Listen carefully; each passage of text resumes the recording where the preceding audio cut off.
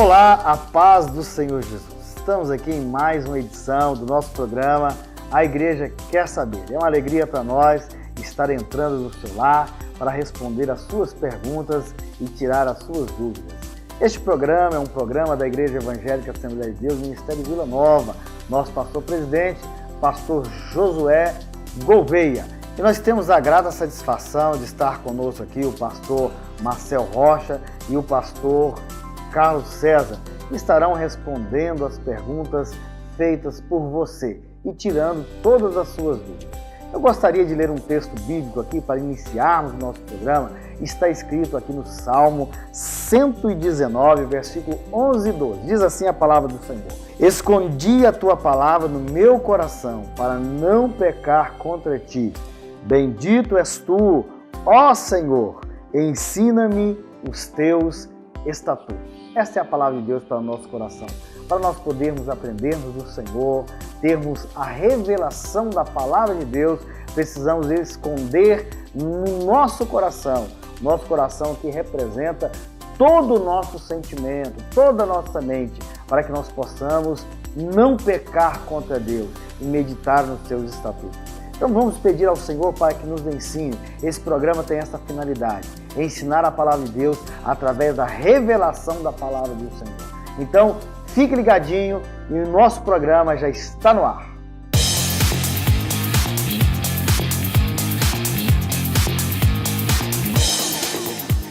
Igreja Assembleia de Deus, Ministério Vila Nova. Participe de nossos cultos. Segunda, às 19h45. Culto de oração. Terça, 19h30, culto da família. Quinta-feira, 19h30, culto da vitória. Domingo, às 9 da manhã. Escola Bíblica Dominical. Às 17h e às 18h45. Culto de louvor e adoração a Deus. Igreja Assembleia de Deus, Ministério Vila Nova. Pastor-presidente Josué Gouveia.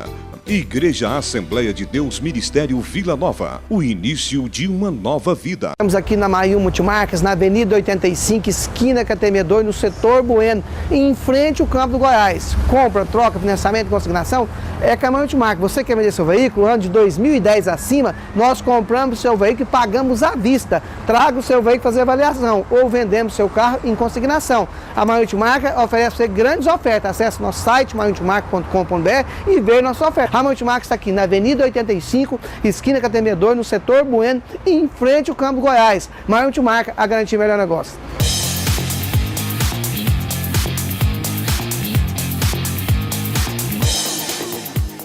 Pois bem, então retomamos aqui ao nosso programa A Igreja Quer Saber, em mais uma edição.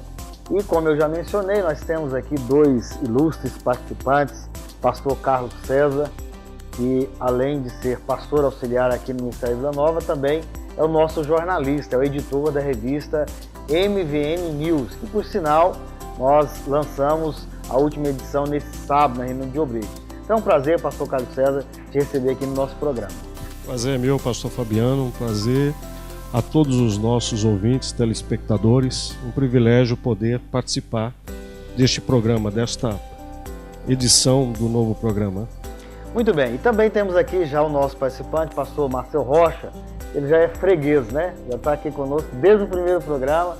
E nós agradecemos a Deus pela sua vida. Pai Senhor, pastor Fabiano, motivo de alegria estar aqui mais uma vez. Fico grato por esse convite e creio que vai ser uma boa conversa entre nós aqui. Quero agradecer também ao pastor Josué, né, nosso presidente, e a todos aqueles que estão nos assistindo do outro lado da tela.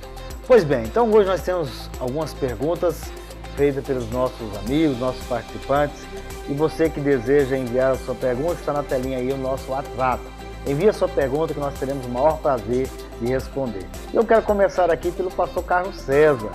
É a primeira vez que está conosco. Pois bem, então, pastor Carlos César, tem uma pergunta para você aqui, e ela é muito interessante, uma pergunta escatológica. Ela diz assim: pastor, o que significa um tempo, dois tempos e metade de um tempo, como falou o anjo a Daniel? Na verdade, essa é uma pergunta de cunho escatológico, e nós sabemos que o livro de Daniel é um livro que tem muitas informações escatológicas a respeito da vinda do Messias e dos últimos acontecimentos para o povo de Israel. Então, o anjo simplesmente afirma a Daniel, ele orando a Deus, pedindo uma resposta, que dentro daquele plano das 70 semanas estabelecidas por Deus, então ocorrerá no final dos tempos um período em que o anticristo surgirá na face da terra para enganar as nações, e dentre elas Israel, que aguarda ansiosamente o Messias. Então eles vão imaginar que esse anticristo é a pessoa do Messias. Aí nós temos a distinção, então, um tempo, 2 tempos e metade de um tempo, que faz referência a 1260 dias ou 3 anos e meio, que será aquele período, né, durante a grande tribulação. Muito bem. Então agora, pastor Marcel Rocha, respondendo mais uma pergunta aqui. A pergunta é bem interessante, ela já foi feita várias vezes, né? Eu mesmo já ouvi essa pergunta e tive que responder. Ela diz assim, qual o motivo que Moisés não entrou na Terra Prometida? Primeiro, desobediência. Desobediência às ordens e ao ofício dele de levar o povo à Terra Prometida. Se nós observarmos lá no capítulo 20 de Números, nós observamos que Moisés e Arão, Deus deu uma ordem para eles, para falar a rocha e não feri-la, como eles fizeram. Então Deus fale a rocha, que dela sairá a água. E eles chegaram e pegaram e bateu na rocha, e aí Deus automaticamente o advertiu, né? E o direcionou também. Disse, agora é o seguinte, a partir de agora nem você nem Arão mais vão entrar nessa terra prometida. Primeiro, nós entendemos que foi uma desobediência mesmo à santidade de Deus, como diz exatamente o texto. Porque Deus é santo. E Moisés teve exatamente uma missão específica para isso, em conduzir todo aquele povo à terra prometida que Deus já tinha exatamente determinado. E eles desobedeceram a Deus. Isso significa dizer, pastor Marcel, que a desobediência tem consequências, né? Independente daquilo que você vier a fazer depois, a consequência sempre virá. Olha que coisa interessante, pastor Fabiano. Lá no capítulo 20 de Números, versículo 12, olha o que diz aqui, depois disso tudo. O Senhor, porém, disse a Moisés e Arão, como vocês não confiaram em mim para honrar minha santidade, à vista dos israelitas, vocês não conduzirão esta comunidade para a terra que lhes dou. Olha só, às vezes parece algo tão insignificante isso. Poxa, mas Moisés, o tanto que ele fez, né, por aquele povo, mas Moisés tinha exatamente uma conduta a ser seguida, né, devido à sua escolha por Deus, diretamente escolhido por Deus, especificamente por Deus. E Deus disse, a partir de agora você não vai entrar mais. Você desobedeceram dentro da minha santidade. A consequência sempre virá. Pastor Carlos César, mais uma pergunta para você.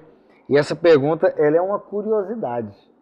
E muita gente também costuma fazer essa pergunta. Nós trouxemos porque eu recebi pelo menos 3 pessoas que fizeram a mesma pergunta. Diz assim, olha, quem foi a mulher de Caim? E de onde ela surgiu? Essa é uma pergunta que arremete ao passado histórico da humanidade, né? Uma pergunta de cunho antropológico também. É interessante quando nós vamos lendo as páginas da Bíblia e vamos vendo revelado o plano de Deus à humanidade, seu propósito, bem como a criação, quando Deus formou todas as coisas. Pois bem, a Bíblia mostra que Deus criou o primeiro casal e eles são a árvore genealógica humana, né? Então, e naquele tempo havia uma longevidade muito grande, né? Diferente da de hoje. Adão viveu 930 anos. Então nós presumimos, né, porque não havia outros seres humanos na Terra a não ser Adão e Eva, posteriormente seus 2 primeiros filhos, Caim e Abel, e deles houve toda essa geração da humanidade na face da terra. Então nós entendemos que Caim pode ter bem casado com uma de suas irmãs, né, futuramente, ou uma de suas sobrinhas. Então, como eu disse anteriormente, a longevidade, aquela época era bem mais extensa do que hoje, e a Bíblia não informa os outros filhos de Adão e Eva. Falam de Caim e Abel, depois Sete, né, e sua geração. Mas nós entendemos que essas informações, apesar de não estar ali, elas de fato existem na história da humanidade e eles tiveram filhos e filhas, e nós acreditamos no que a Bíblia revela, que de fato era de uma única árvore genealógica. Assim, Caim, no tempo certo, numa ocasião, ele tenha contraído núpcias com uma parente próxima, né? Ou irmã ou sobrinha. Nós não temos assim precisamente essa informação na Bíblia, mas dado ao tempo de vida em que as pessoas viviam, supomos, né, como você mencionou, que já haviam outras pessoas partindo de Adão e Eva. Então, muito bem pela resposta aí. Então nós temos mais uma pergunta aqui para o pastor Marcel Rocha, que diz o seguinte, olha, qual foi o motivo que Jonas não queria pregar para o povo de Nínive? Bom, Jonas, ele se parece muito conosco, eu digo. Primeiro, ele não quis ir até Nínive com medo. Talvez até do próprio chamado dele. Mas como Deus o designou, não teve para onde ele correr. E ele teve medo porque Nínive, na verdade, era a capital da Síria. E era um povo extremamente contra o povo de Israel, né? Contra os israelitas. E ele também sabia disso. E era um povo pagão, era um povo que adorava outros deuses, era um povo que não tinha o Deus Yahvé, ou Deus Jeová, como o Deus verdadeiro. Então ele se sentiu, na verdade, um pouco acovardado.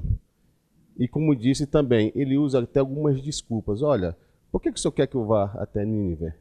Se o senhor é um Deus de graça, é um Deus poderoso, é um Deus bom, o senhor sabe todas as coisas. Na verdade, ele se esquivou do seu chamado. Ele não quis ir exatamente por medo. Medo e medo. É verdade. Muito bem, nós vamos aqui para um rápido intervalo, mas nós voltamos já já para mais perguntas e respostas para você. Envie a sua pergunta, está aí o nosso WhatsApp na telinha, as nossas redes sociais, e você poderá enviar suas perguntas e nós estaremos aqui com o maior prazer respondendo para você.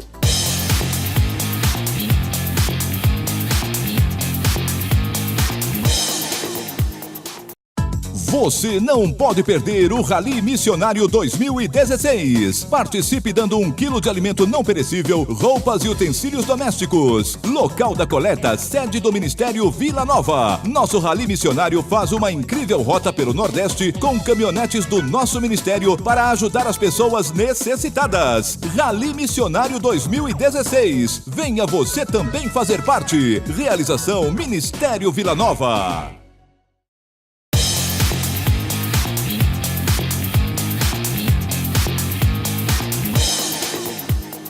Muito bem, retomamos aqui com o nosso programa, a Igreja Quer Saber, e hoje nós temos 2 participações de irmãos aqui da igreja que fizeram algumas perguntas. Eu quero passar a pergunta aqui para o pastor Caio César, nós vamos estar assistindo aqui a pergunta que foi feita pelo nosso irmão, e logo após o pastor Caio César vai estar respondendo. Então vamos à pergunta. Por que Pedro negou Jesus? Se Pedro era um discípulo de Jesus e andava com Jesus e vivia com Jesus, conhecia o poder de Jesus, por que Pedro negou Jesus? Pois bem, queremos agradecer a pergunta muito interessante e inteligente do nosso querido participante. Deus abençoe você. Pois bem, amados, Pedro andou com Jesus, conheceu Jesus, foi escolhido pelo Mestre Jesus para fazer parte do apostolado, os 12, e era homem como eu e você, um homem cheio de falhas, cheio de defeitos, que precisava ter uma fé amadurecida e crescer espiritualmente. Então ele teve várias experiências durante o tempo que andou com Jesus, conheceu o Mestre Jesus. Mas quando Jesus foi preso lá no Getsêmani, Sinédrio, levou soldados para prendê-lo, Pedro temeu também por sua vida, e como os outros apóstolos, eles fugiram. Pedro ainda foi até a casa do sumo sacerdote, Anás, depois Caifás, seguindo Jesus de longe. E ante as inquirições das pessoas que estavam ali, uma empregada, depois um soldado, depois uma outra pessoa, todas as vezes que lhe perguntaram se ele era seguidor de Jesus, ele negou. Primeiramente porque ele temia por sua vida, temia ser preso também, já que o Sinédrio também era cruel. Ele comandava a vida religiosa em Israel e eles estavam associados com os romanos. O Sinédrio era de mãos dadas com Pôncio Pilatos. Então Pedro temia pela sua vida. E também para um cumprimento profético, já que o próprio Senhor Jesus afirmou para Pedro que aquele dia o galo não cantaria enquanto Pedro não negasse 3 vezes. Então ele negou, primeiramente por ser humano como nós, cheio de falhas, cheio de erros, porque temia pela sua vida, porque ele sabia como era a atuação do Sinédrio. E também cumprindo uma profecia que Jesus anteriormente havia já declarado, né, que ele o negaria aquela noite. E como a palavra de Deus é fato, ela ocorre saindo da boca de Deus, foi isso. Nós temos aqui mais uma pergunta feita por uma adolescente, Ana Clara, e muito inteligente a pergunta. Então vamos ouvir a pergunta e logo após o pastor Marcelo está com a oportunidade. Pastor, eu queria saber se o pecado de Judas, a traição de Judas, foi pecado ou não, tendo em vista que a traição contribuiu para que Jesus fosse crucificado na cruz. Muito bem, que pergunta maravilhosa, parabéns. Essa é uma pergunta de grande reflexão dentro da casa teológica e da própria igreja, sobre essa questão se Judas realmente ele pecou. É evidente que pecou, sim. É evidente que ele cometeu um grande delito. Mas nós temos que compreender que diante de todo esse seu pecado, o que está em voga aqui é a presciência de Deus. Exatamente como ele foi profetizado lá no profeta Zacarias, no capítulo 11, versículo 12, sobre que venderia uma pessoa por 30 moedas de prata. E isso está ratificado lá em Mateus 26, que quando Judas realmente vende Jesus por essas 30 moedas de prata, ele pecou sim. Agora, sobre a sua contribuição para a redenção de toda a humanidade, se ele teve uma contribuição positiva, nós temos que entender a seguinte forma. Bom, o cenário de Deus já estava pronto, já está pronto, exatamente para se cumprir a vinda do Messias. Quando observo Judas dentro desse contexto, nós não podemos só nos referir a Judas como um dos contribuintes, entre aspas, mas nós podemos ver para o Império Romano também, nós podemos ver para Satanás também. Todo aquele meio já estava assim, como se diz, determinado por Deus para se cumprir a vinda do Messias e pela sua morte redentora. Agora, a participação dele não o isenta do seu pecado, da sua punição. Por quê? Porque se nós observarmos, nós estamos vendo agora essa história porque nós já temos a Bíblia na mão. Então nós compreendemos, nós olhamos lá para Zacarias, entendeu? E olhamos lá para Mateus. Exatamente a sua profecia da vinda de Judas também. Nós entendemos. Mas naquela época Judas não tinha essa ideia. E aquele contexto também não tinha essa ideia dessa questão se Judas ia contribuir, né? Agora, é evidente, irmã, entendeu? A sua pergunta é muito louvável, é muito interessante. É evidente que dentro desse cenário, entendeu? Não só Judas, como outros malfeitores, eles contribuíram sim, exatamente para essa obra de Cristo. Tipo, a religião, os judeus também que foram contra Jesus, contribuíram para isso, né? Como o Império Romano, como eu disse aqui, o próprio Satanás também, mas está tudo dentro da presciência de Deus. Esse cenário estava montado. Agora, não o isenta da sua punidade. Ele foi punido exatamente por causa disso. Por quê? Porque ele cometeu exatamente esse agravo contra o Messias. Agora, isso dá uma discussão maravilhosa, né? Se dá uma discussão, se dá um debate, talvez, de 365 dias e 10 horas por dia para nós conversarmos. Então, talvez a minha resposta seja uma resposta que não possa preencher toda a sua interrogação, mas eu creio que pode te direcionar a você entender melhor essa questão de Judas. Então, essa é a resposta que eu creio que seja mais plausível para o seu entendimento. Temos mais uma pergunta, pastor Carlos César, e diz assim a pergunta: a Bíblia é um livro espiritual, embora muitos dizem que é de livre interpretação. Mas, porém, qual que é a melhor forma de entender e estudar a Bíblia? A melhor forma de entender, estudar a Bíblia, é reconhecer, como Paulo disse, que tudo que foi escrito para nosso ensino foi escrito. Então a palavra de Deus, a Bíblia, é a revelação de Deus à humanidade. Então nós não podemos pegar a Bíblia e ler ela como se fosse um livro de poesia, um livro de romance.